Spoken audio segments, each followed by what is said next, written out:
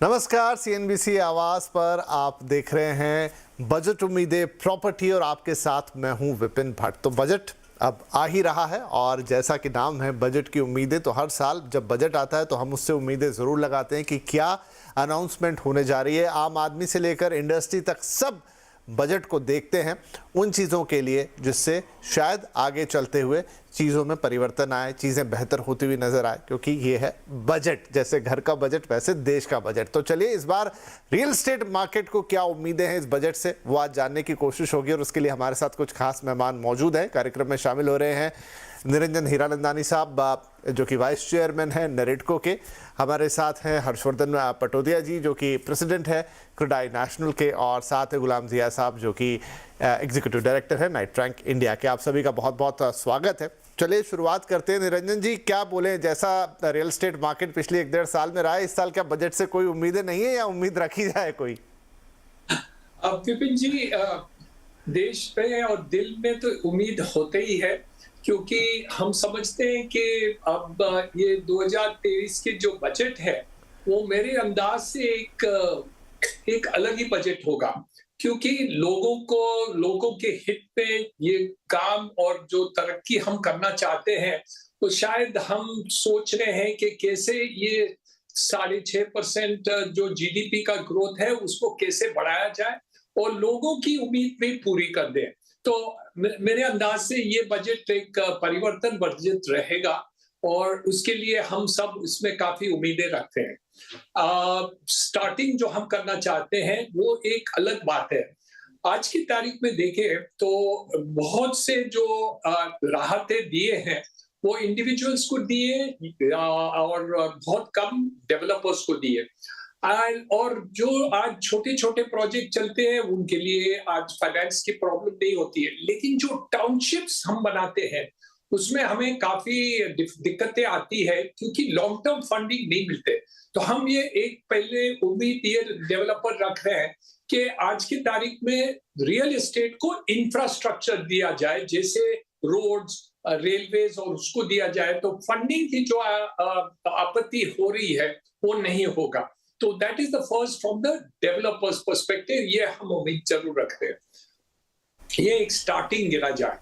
और इंडिविजुअल जो है वो हम देखा जाए तो वो देख रहे हैं कि जैसे होम लोन्स है, 12 साल पहले वो टैक्स डिडक्शन था वो 2 लाख रुपया किया है, और उसके बाद काफी इन्फ्लेशन रहा है,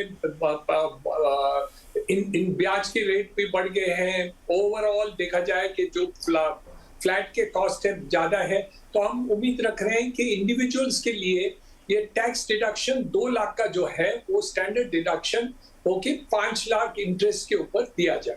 एक ये स्टार्टिंग उम्मीद पे रखा। चलिए, तो 2 चीजें यहाँ पर, एक तो इंफ्रास्ट्रक्चर का दर्जा प्राप्त हो इंडस्ट्री को, और जो स्टैंडर्ड डिडक्शन 2 लाख रुपए तक का था वो 5 लाख तक का हो, ताकि थोड़ी आम व्यक्ति को वो राहत महसूस हो जब वो घर खरीदने जा रहा है। और उसके बाद भी हर्ष जी, आप क्या उम्मीद करेंगे? देखिए, जिस तरह से हम देख रहे हैं कि अभी तक तो मार्केट बहुत अच्छा चल रहा है, तमाम इंटरेस्ट रेट बढ़ने के बावजूद भी अभी 3-4 महीने हो गए, इंटरेस्ट रेट साइकिल ऊपर की तरफ है, लेकिन लोगों की घर खरीदारी जारी है। पर ऐसा नहीं होगा शायद कि आगे चलते हुए भी ऐसा ही रहे, प्लस थोड़ा महंगाई और तमाम दूसरी चीज़ों का भी मुद्दे रहेंगे। किस एंड पे आप ज़्यादा रिलीफ चाहते हैं, इंडस्ट्री के एंड पे या आम खरीदार के एंड पे? विपिन जी, गुड आफ्टरनून, नमस्कार। I am very happy to be on the show. देखिए, रियल एस्टेट एक बहुत ही इंपॉर्टेंट सेक्टर है आज की दिन इकोनॉमी के लिए, from the point of view of employment generation, contribution to GDP and urbanisation problem को सॉल्व करने के लिए। प्लस रियल एस्टेट एक ऐसी इंडस्ट्री है जो काफी इंडस्ट्री को बूस्ट कर सकती है डायरेक्टली इनडायरेक्टली। तो इसमें मैं अपने जो एक्सपेक्टेशंस है इसको 2 तरफ ब्रेकअप करना चाहता हूं, from our customers point of view and from the developers point of view. Yes, inflation is a concern, rising interest rate is a concern. तो इसमें from developers point of view हम लोग ये चाहते हैं कि एफडीआई फंडिंग और थोड़ा इजी किया जाए for not only affordable housing project, for projects in general, so that cheap credit is available for the developers.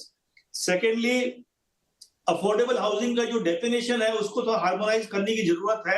अभी जो definition है 60 square meters carpet area in metro, 90 square meters carpet area non metros with a limit of 45 lakhs. ये जो limit है ये क्या है कि रेशनलाइज करनी पड़ेगी, बिकॉज हर मेट्रो में अलग अलग प्राइस पॉइंट पे माल बिकता है. Like Bombay can not be compared to Poona और Calcutta. So this has to be done, and we are requesting the government to look at ये अफोर्डेबल हाउसिंग की लिमिट है जो 90 square metre in metro, 120 square metre in non metro की जाए. Secondly, हम लोग ये चाहते हैं कि नोशनल इनकम ऑन इन्वेंट्री जो है वो सेक्शन 23(5) को हटाया जाए. फिर हम अपने कस्टमर लोग के लिए ये चाहते हैं कि like Niranjan bhai ने कहा, deduction of home loan interest from currently 2 lakhs to 5 lakhs. Then we are requesting the government to promote rental housing by exempting rental income up to 20 lakhs free from tax. Plus एक housing loan का जो repayment है वो section 80C में 1.5 लाख का limit है, उसको भी हम चाह रहे हैं कि 5 लाख हो जाए. और तीसरी last point is that long term capital gain जो अभी 20% है उसको 10% किया जाए, और holding period like other assets में 12 महीना तो इसका भी 12 महीना किया जाए. These are our basic expectations from the government with the industry request to boost this sector so that we can achieve the 5 trillion economy dream of our prime minister. चलिए ठीक है, तो ये भी काफी सारी डिमांड